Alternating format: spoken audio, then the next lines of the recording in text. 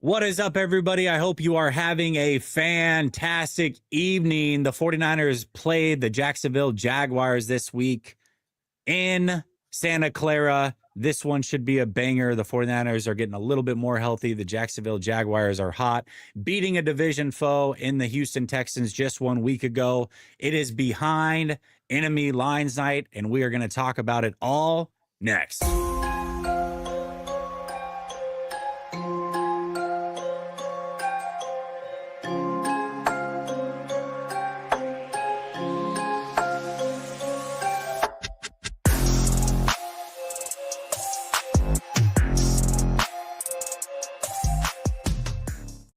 All right. Welcome back to Last Second Sports. We are giving you our take down to the last second. And as I said, it's behind enemy lines night, which means I've got my Jags expert in the house. That happens to be Jason from Jaguars United. Jason, brother, thank you so much for joining me tonight. It's a pleasure to have you on. Dude, I'm just happy to be here, man. I appreciate it. Man. I always love talking to other fans and other content creators. And, I've seen a bunch of your stuff. You do a great job. You got some great fans, too. So you got it going on over there.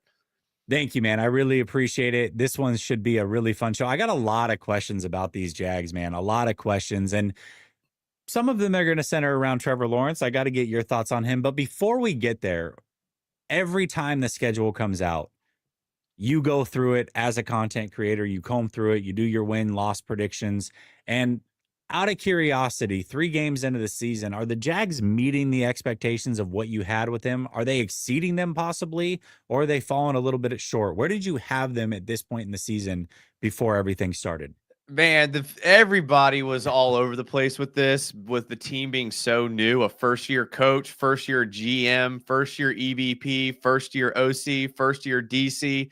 So people were all over the map where like their win total was. I mean, Vegas had us at 6.5. So I mean, there wasn't very high standards for us.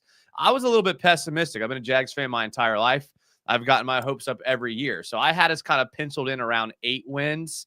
But for how we look so far, I mean, I think we crushed the 8-win mark. Maybe not, 12 wins, but I think this team is a lot better than people in national media think. And so I'm really expecting a good year this year, especially from what I've seen so far in these first 3 weeks.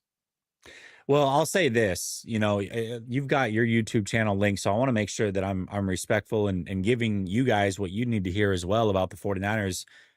The 49ers, same thing, all over the place. Some people had them making the playoffs, not making the playoffs. There's a ton of turnover for the 49ers. 35% of this team is new, and they have a lot of rookies that they are relying on. I will say at this point in the season, I did have them at 3-0. The schedule has been pretty easy, but that was before the season started. Once it started and all these injuries started happening, I did actually predict that they would lose week 2 to the Saints. And although that was close, it did not happen. So I would say based off the injuries, they're certainly exceeding expectations. I mean, Mac Jones started the last 2 games for the 49ers, Jason, and you guys know Mac Jones very well. Yeah. You know him. So he played high school ball in Jacksonville. Yeah, he did. He absolutely did. Yeah.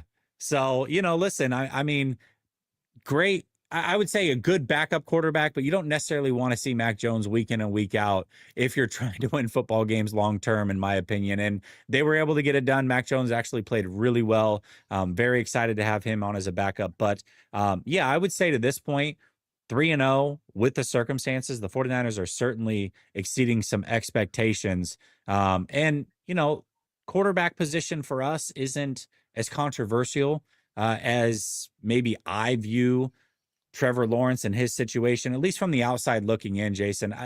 He is so hard to gauge. It's like so much talent, and he was the number 1 pick in that what was supposed to be that stacked draft class for the quarterbacks, and it just really hasn't panned out that way. And Trevor Lawrence has had some ups and downs. He's obviously gone through 3 head coaches. That's not ideal. You got a new system every year. That's not ideal. We've seen guys like Justin Herbert have to deal with something similar, but Trevor Lawrence, from the outside looking in, I just feel like something is missing, and I can't pinpoint what it is. Jaguars fans, where are you guys at with Trevor Lawrence? Are you split on him? Are you guys confident in him? What are the thoughts when it comes to T-Law? Yeah. So this year, which would be year 5 for him, was the first year you really saw the fan base start to kind of splinter on what they thought of him. He was always the guy who didn't get any help from the coaches, didn't get any help from the offensive line, was injured more than he was healthy, and all those things are true. But this year, you kind of started to see where fans were like, all right, you got to step up because, you're going into year 5. I think one thing that works against Trevor is that he was the number 1 overall pick. He's getting paid $250 million, and he's still with the original team that drafted him. When you look at expectations for quarterbacks, like that's as like high as it gets on a guy. So you can't really look around the league and say that for a lot of quarterbacks. Even a lot of the quarterbacks that were number 1 picks are playing with other teams now. So like he's in a unique situation where there's a lot of pressure on him. He's been in a very chaotic franchise for the last 5 years that he's been here. But when you look at what he's been able to do in this Liam Cohen offense, the stats do not tell the whole story. If you actually watch the games, I mean, the Jaguars lead the league in drops at 14. The next highest team is the Titans at 9. And these drops were like game-winning drops, first down making drops that led to interceptions. So he's really had a tough go of it with the wide receivers to the start of this year. But one thing that they can do is run the ball really well this year. And I think as the season goes on, because of that run game, you're going to see Trevor Lawrence's stats kind of catch up to who he kind of really is. Yeah, it's tough when you evaluate a guy like T-Law because you know as well as I do. I mean, football fans can only take in so much football. Not a lot of Jaguars football being watched outside of Jags fans themselves, or maybe some AFC South fans. And I can attest to this. I do know this is not just this year, Jason. You know that they've had drops galore like crazy. I remember, I think it was 2 seasons ago, he had like 4 games into the season, 7 touchdowns dropped, literally dropped by his receivers, laid it right in the basket. They couldn't bring it in. I think Ridley was still on the team a couple of years ago when this was happening. They just they were doing him no favors, and it seems to be the case again this year. But fans outside of Jacksonville, they don't know that. They just see the stats. They maybe see the score of the game. They see a highlight or two. Maybe he threw a pick, and then the assumption is Trevor Lawrence isn't any good. I do think the talent is clearly there, and he's not getting any favors done for him.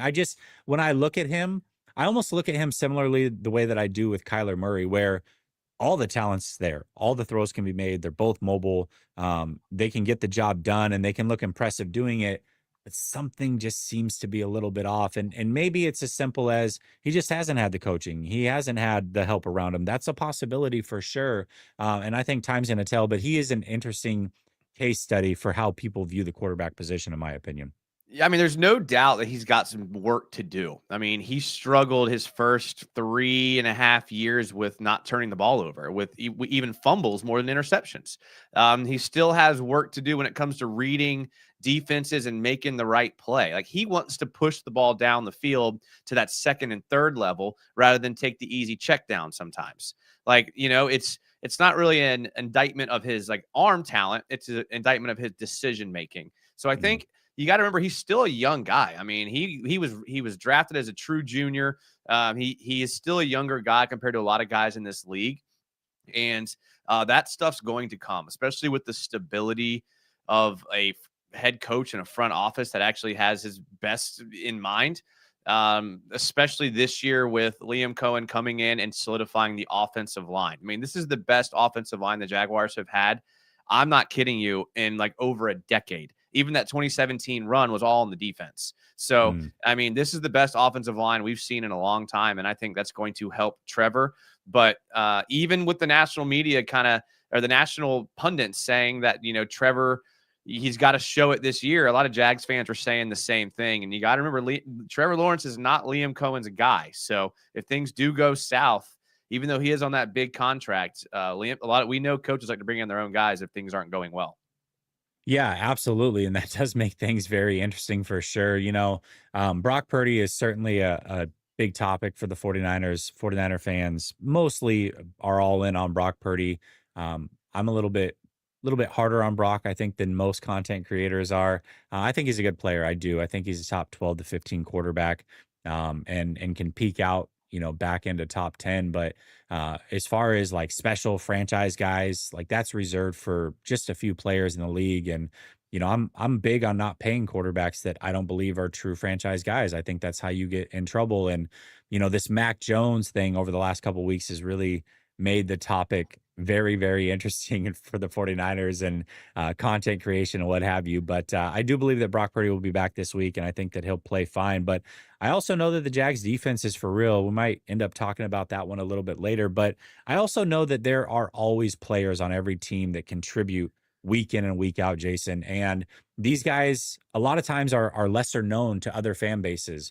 Guys that that make big time differences, but I may not know as a non-Jags fan. So maybe you have a couple of these guys, maybe you just have one of them, but give me at least one player that you think is making a difference on this team that isn't well known to the public as of now. Yeah, and I mean, there are definitely those. More crazy than that is like a lot of players that were, quite frankly, not very good last year. With now all these new coaches have elevated their game.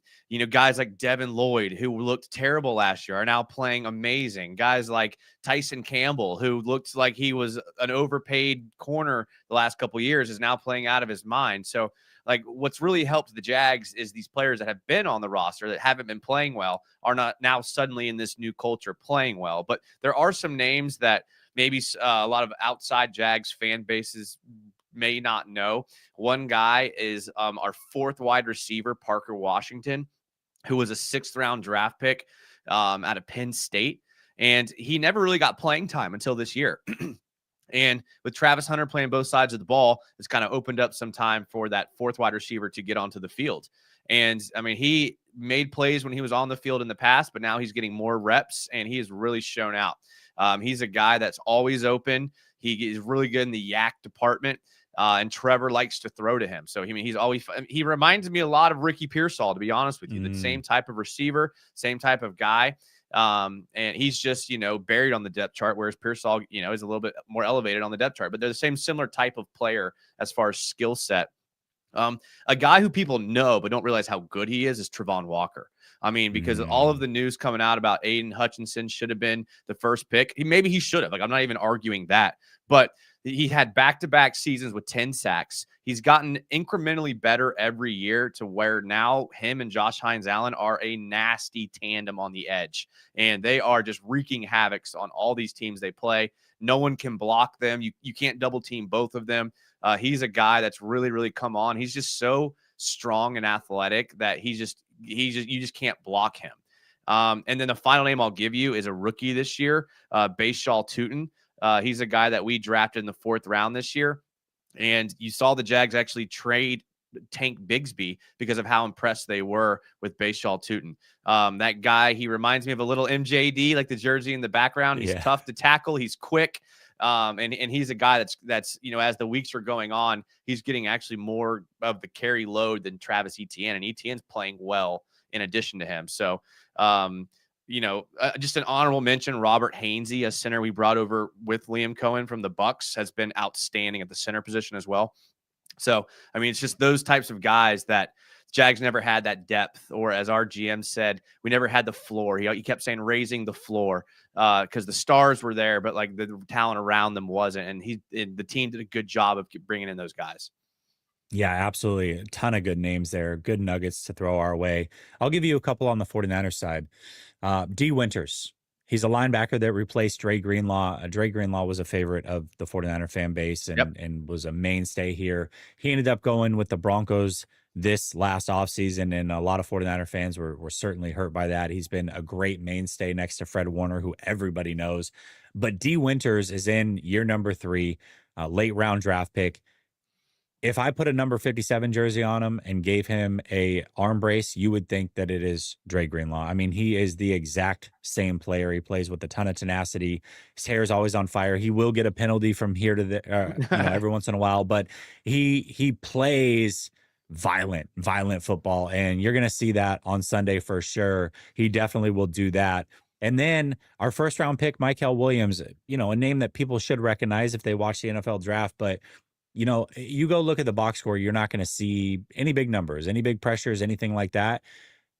But you guys have Eric Armstead, and Eric Armstead's a little longer in the tooth. I don't know how impactful he is for the Jaguars now, but for the 49ers, it took him a couple years. But once he came into his own, he was very impactful. And he started out as an edge, and then he moved to defensive tackle, and that's where he really made his impact.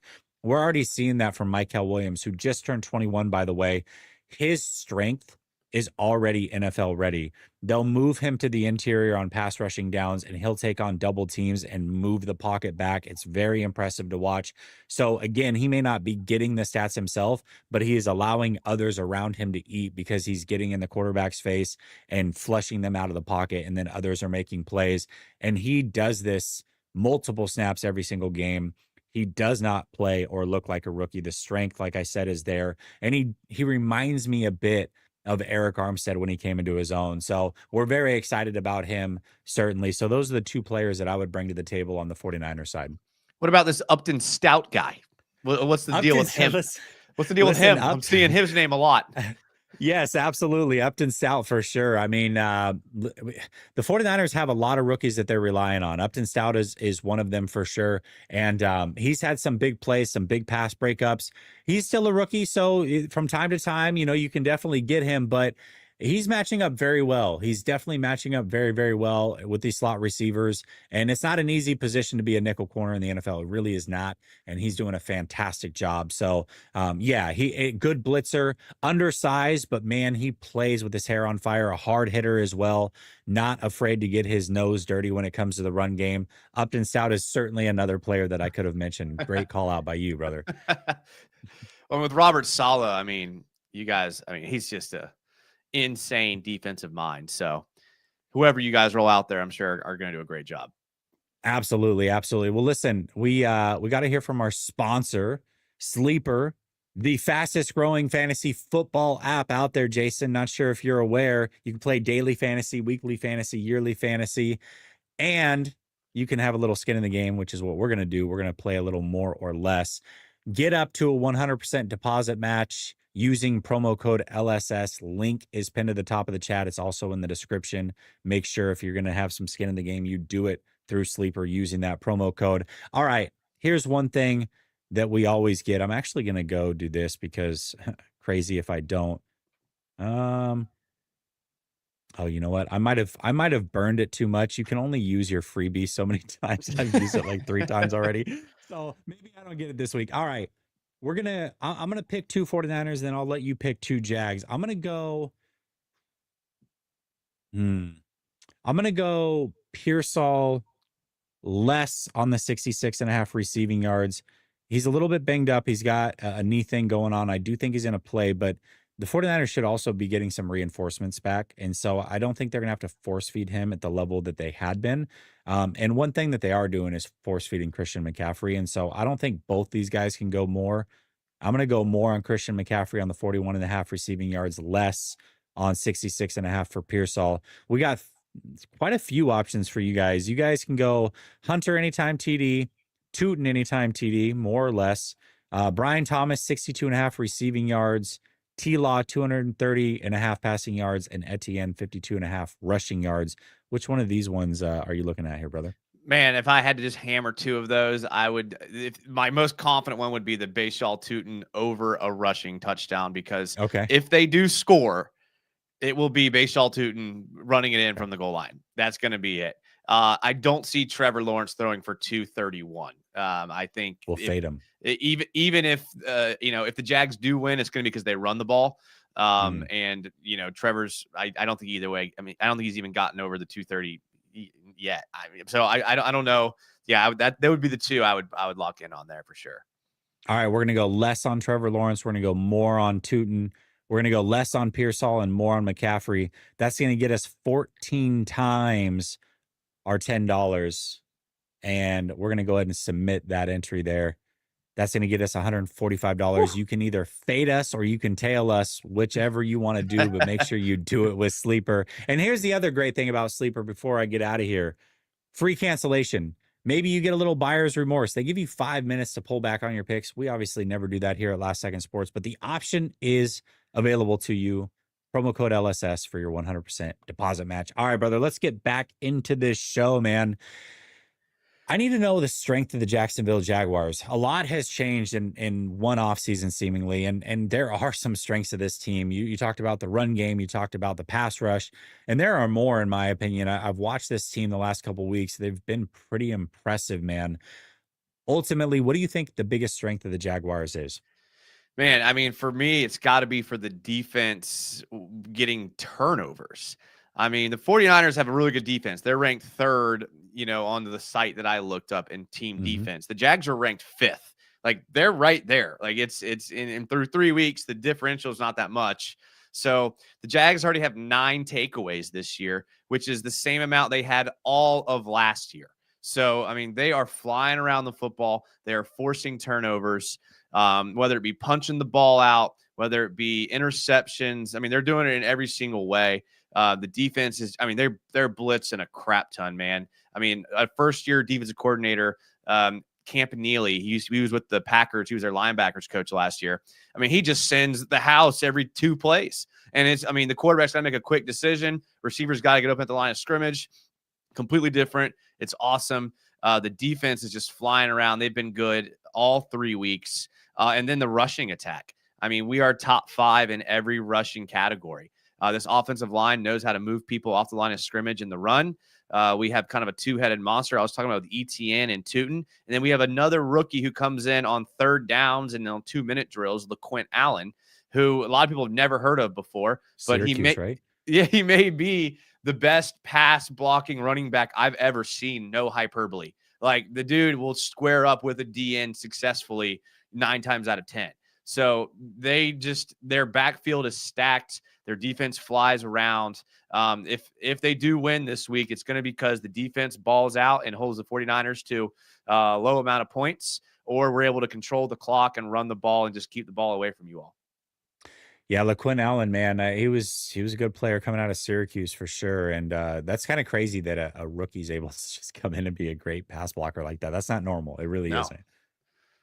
On the 49er side, the strength of this team, man, gosh, it seems like every week they're finding out new ways to win. You know, the defense did it in weeks 1 and 3, and then the offense got it done in week 2. But um, oddly enough, I just think that the depth of this defense has been really, really strong. Now, obviously, Nick Bosa's now done for the season. We're going to see how that goes forward. But one of the things that we were worried about last year is stopping the run.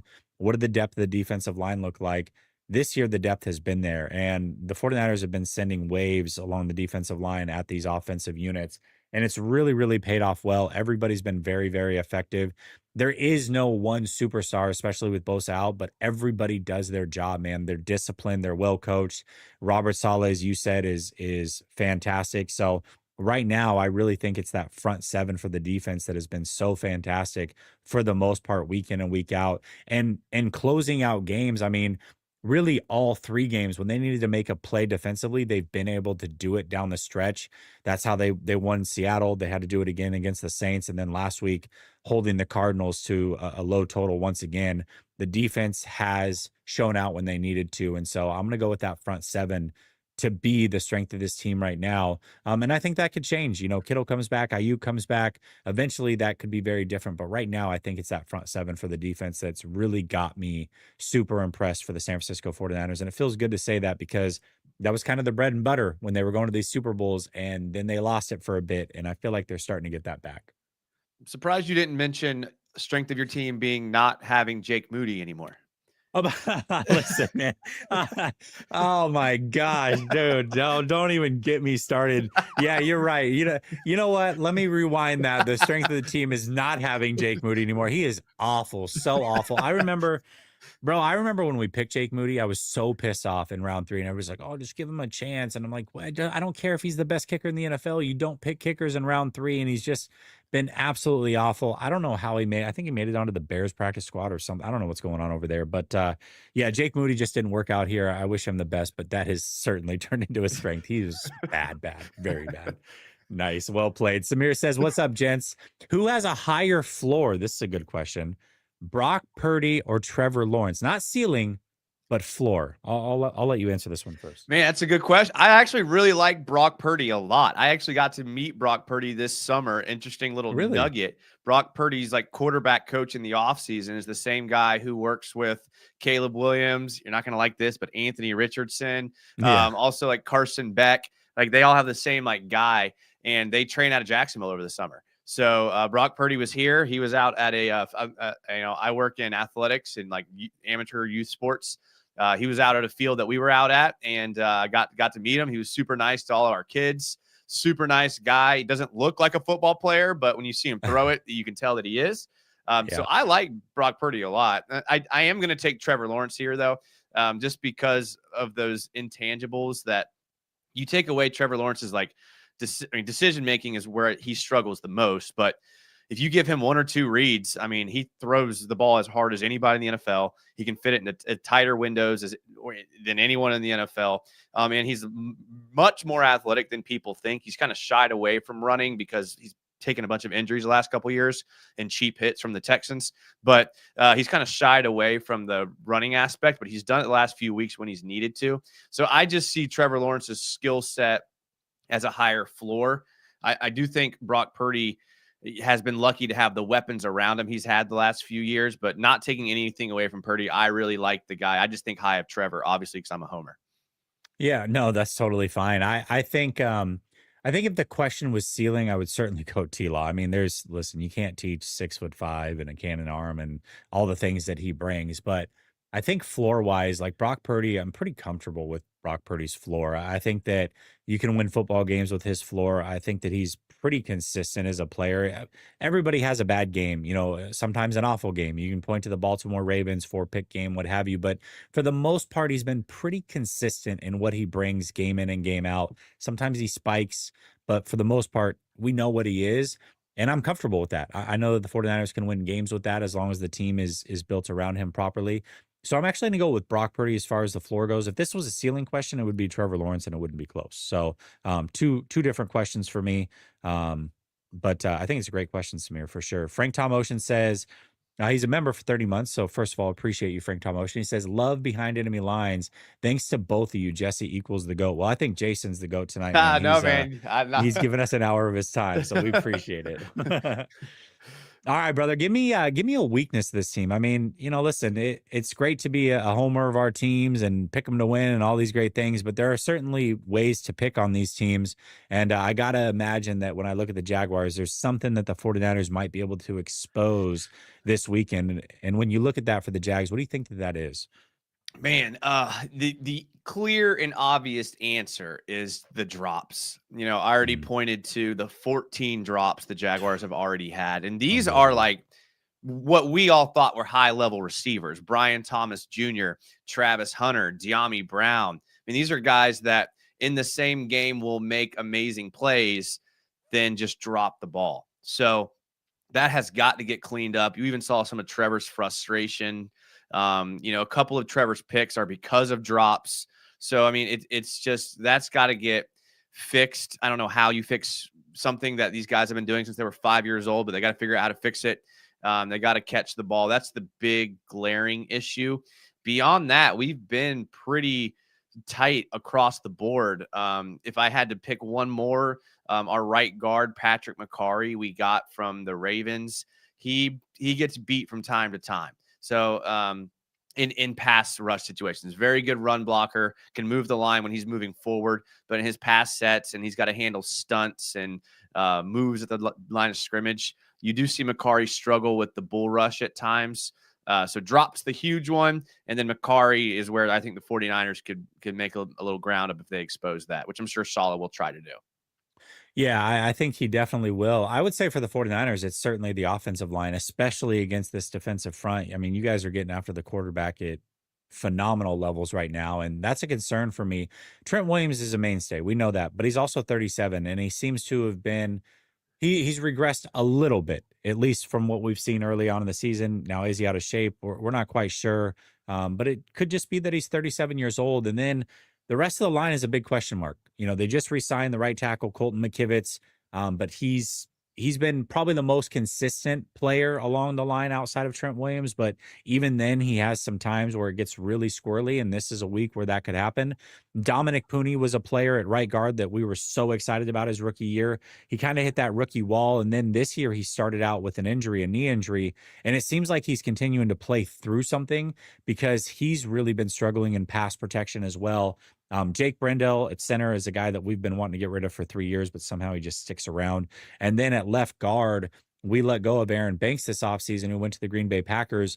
A lot of 49er fans celebrated that, but his replacement has already gotten injured. And then his replacement's a rookie who's playing awful and then is also hurt. So the offensive line is just not good right now for the 49ers. It's not doing a great job of pass protection. And my biggest concern is I do think Brock Purdy's going to play. But if he still has a little bit of that turf toe lingering, and I'm sure he will, how explosive is he going to be? That is the most underrated part of his game is his short area quickness. And if he can't push off and protect himself the way that we're used to seeing, could be a very, very long day for Brock Purdy. So for me, right now, that's a concern going into this game for sure. Let me ask you about like kind of what Jags fans are saying Mm-hmm. about the 49ers, and where I Yeah, think we have a lot of optimism is the amount of injuries that your teams have accrued for across sure. the board. Obviously, we've already talked about Bosa, but I looked at the did not practice list today, and I don't even know how y'all held a practice. Like, who was out there? Like, so like I know Jags fans. I mean, listen, I see a lot of like 49ers, like good defense, can run the ball. I see a lot of similar to both teams, but where Jags fans are kind of have a little confidence is like there's a lot of good players missing from this 49ers team, and we may have a chance with the amount of people they're missing. Yeah, I definitely, first of all, I certainly think the Jaguars have a chance. Let me be clear about that. I'm not the guy that's going to sit up here and be like Niners by 30. Like that's not me. But I I will say that I think it can be a little bit of fool's gold. Obviously, there's some big names, Ayuk, Kittle, Jennings, Pearsall now is on the injury list. We'll see how that goes. I think that Brock Purdy plays. I think Jennings is day to day. I think he ends up playing. I don't see him sitting out 2 weeks in a row. We'll see with Pearsall. That one's really interesting. But we're also getting another receiver back in DeMarcus Robinson, who they signed this offseason. He was on a 3-game suspension. I actually think the receiving core might be the healthiest it's been all season, even Okay. if they're missing a guy, which is crazy to say. So I think that what I will say is if the 49ers lose to the Jaguars, I'm not going to use the injury excuse. It's just they got beat by a better team on Sunday. I think the 49ers have enough to win this game. No, I don't think it'll be easy by any means, but if they lose, it's not because of the injuries. It's simply because they got beat by the better team on that particular day. So no excuses here. Yeah, and that's fair. I mean, listen, I never want to see players out ever for No, injury. I mean, I think even most players would rather play against good players. So, seeing Bosa go down, I'd be lying if it like didn't help our chances, obviously. But for it, sure. it never, you never want to see a player, especially like him, a good guy, like get out for the year. So No, it's listen, it's not ideal. And this is his second time tearing that same ACL. So now, there's a lot of questions about his future too. It's like, okay, well, they're paying him big time money. What type of player is he going to be when he comes back? This is the second time he's been out with a torn ACL for the 49ers for essentially a whole season. You can only bounce back from that so many times. And just curious to see how that ends up playing out for him. Hopefully he's going to be okay long term, but he's getting up there too. As you start to age, you get a second torn ACL. There's a lot of question marks. So I think we're worried about that one long term for sure. And listen, the 49ers are injured, but if Brock Purdy plays, Jennings plays, you still got Trent Williams, you still got CMC, you've still got Fred Warner, you've got Diamador Lenore, D Winters is making a big impact. Like there's enough to win this game. There is enough to win this game at home. Jacksonville's also coming off of a very emotional win against the Texans team that they've really struggled against, making the Texans 0-3, which I think is massive for them and trying to make the playoffs. And I could see a situation here where maybe the Jags are riding a little bit high. You got to travel from east to west, and it's not easy to do that. We know how that works. So the 49ers should have enough. They should. But it doesn't mean that they're going to win. And that's where we're at now, man. We got to look at this score prediction. And Jaguars, like I said, they're coming off that big win. They're 2-1 right now, riding high. They're only getting better. They turned over everything in this franchise during the offseason, and they're still winning games. The question is can they get it done against the 49ers, who is another team, not a division foe like the Texans, but a team that has really kind of owned the Jaguars over the course of the Oh yeah. last few years in which they have played. And, Oh yeah. Trevor Lawrence, that could be in his mind. We'll see. Mhm. But who do you have winning this game? What's the score prediction? And give me one reason why it goes the way that you think it's going to go. Yeah, I mean, you're not kidding about the 49ers having our number, man. It's been disgustingly ugly the last few times we've had to play the 49ers. I actually have the Jags winning this game, but I am not confident in that at all. I really see this as a coin flip in my mind, and maybe I'm delusional. I see it as a coin flip, and because I'm a Jags fan, I'm going to take the Jags, but I really do think this is a coin flip. I mean, I look at the offensive and defensive ranks for both teams. 49ers are 23rd ranked offense, 3rd ranked defense. Jaguars 14th ranked offense, 5th ranked defenses. So just on averages, which means nothing, I think the Jags have a slight advantage when you combine the two productivities of both sides of the ball. Obviously, traveling to the West Coast creates a dynamic there as well. I'm going to put the score low scoring. I'm going to put it 20-17. The Jags, I think this could be a game with a lot of field goals. I think this is a game where both teams drive the ball pretty well. And then once they get into the red zone, both defenses step up and force a lot of field goals. So I think it'll be a low scoring game. I'm going to give the Jags the edge again, just because of the average of those total team offenses and team defenses. How's your field goal kicker? I think this is important. Probably the best in the league. He hit a 70-yarder in the preseason. 70-yarder in the preseason. I remember hearing about this. He did miss a field goal last week, but that was his first missed field goal, I think, of his career or something like that. Like, the dude's insane. All right. And we've talked about the 49ers side of the house when it comes to injuries. What does it look like on the Jag side of the house? Anybody questionable or out?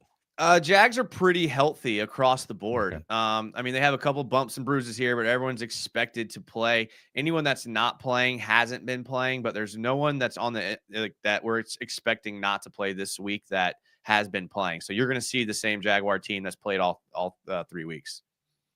Okay. All right. Well, that makes things interesting for sure. I do think this is going to be a very close game, and I've kind of gone back and forth on my score with this one.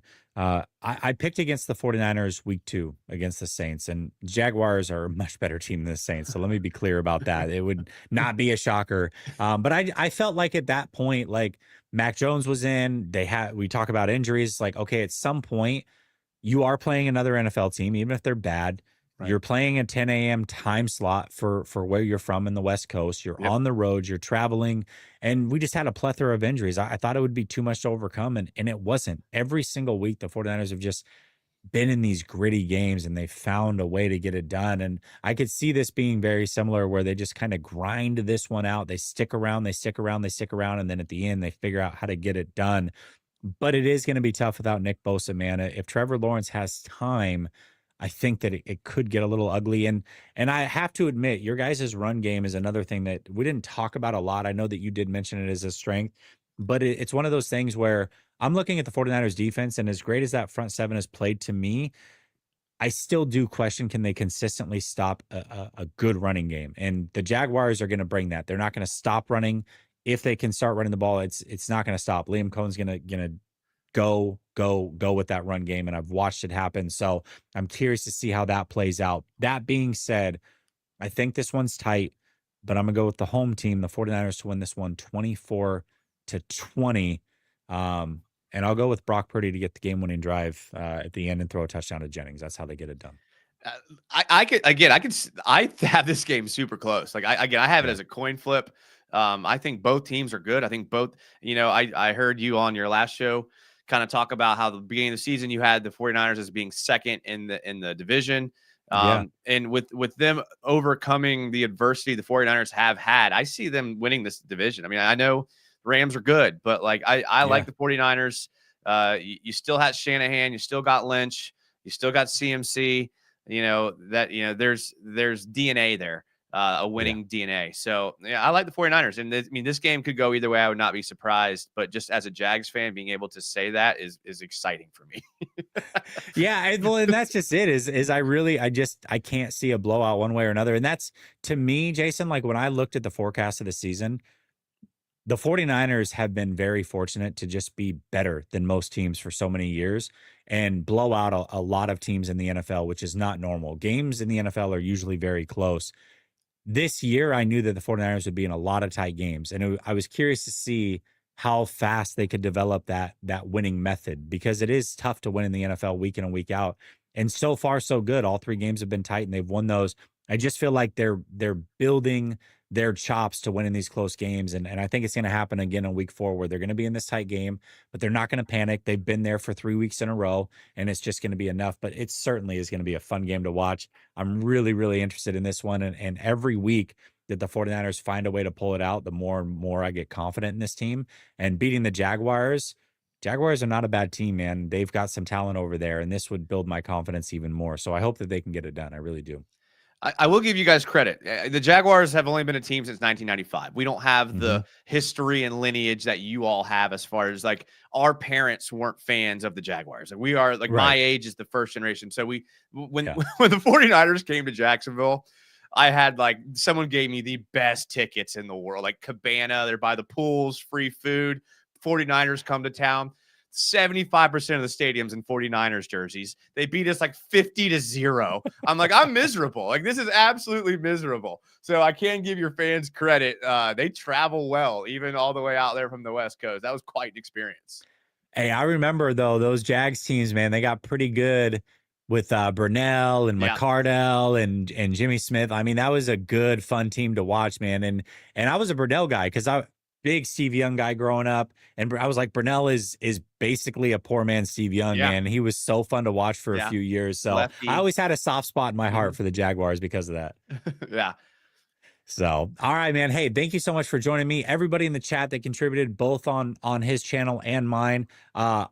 I always say, go check out Jason, Jaguars United, guys. Even if nothing else, to brag if the 49ers win, talk your trash. I'm sure that he would welcome you over there. All views are good views. Jason just gave us a good 45 minutes of his time, so we appreciate him. So I'll be back for the post-game show on Sunday, and I appreciate you, Jason, everybody in the chat. Thank you for contributing. Much love. Peace.